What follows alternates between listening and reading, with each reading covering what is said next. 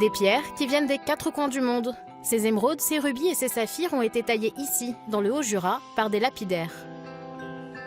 Est-ce que vous savez ce que c'est qu'un lapidaire? Le métier de lapidaire est aujourd'hui méconnu.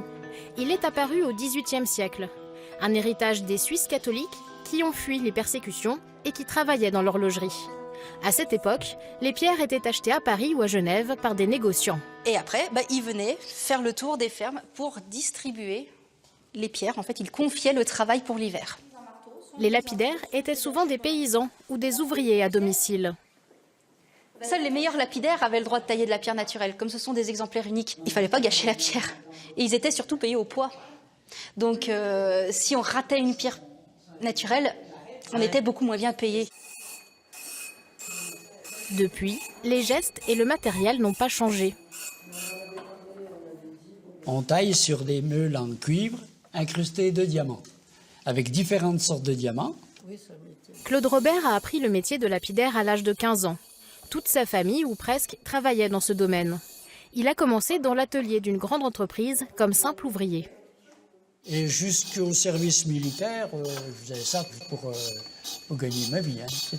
Puis après, je me suis dit, bon, pourquoi pas, mais je voulais apprendre le métier à fond.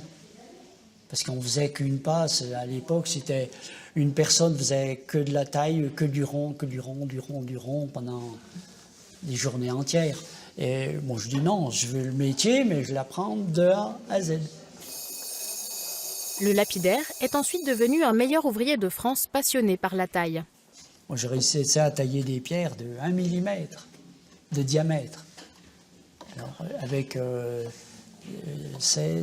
17 facettes dessus.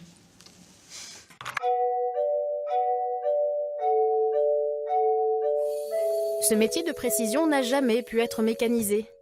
Il occupe jusqu'à 6000 personnes au XIXe siècle. Il a fait la renommée du Haut-Jura dans le monde entier. Mais après la Seconde Guerre mondiale, l'activité commence à décliner. Aujourd'hui, la région compte une vingtaine de lapidaires seulement, mais les pierres précieuses continuent de passionner. Valérie Durafour a repris l'atelier familial. Elle y exerce le métier de gémologue. Elle a étudié la chimie des pierres et elle est capable de les analyser. Là, j'observe les émeraudes pour savoir si elles sont naturelles, synthétiques ou si c'est du verre. Son père et son grand-père étaient lapidaires, mais Valérie a préféré la gémologie. Ce qui me plaît, c'est que par exemple, là, je vais avoir une palette d'émeraudes. Je peux toutes les regarder, il n'y en a pas 2 qui sont pareilles. Ce qui m'intéresse aussi dans le métier des pierres, c'est de pouvoir justement se déplacer dans les pays producteurs, sur les marchés, d'avoir des réseaux, des contacts, de communiquer beaucoup avec les gens, de s'échanger des pierres pour dire ah, j'ai trouvé un spécimen rare, je te l'envoie, tu l'observes. Sa passion, Valérie aime la partager avec les visiteurs de sa boutique. Aujourd'hui, les pierres précieuses ne sont plus une industrie dans le Jura, mais un patrimoine qui continue de se transmettre.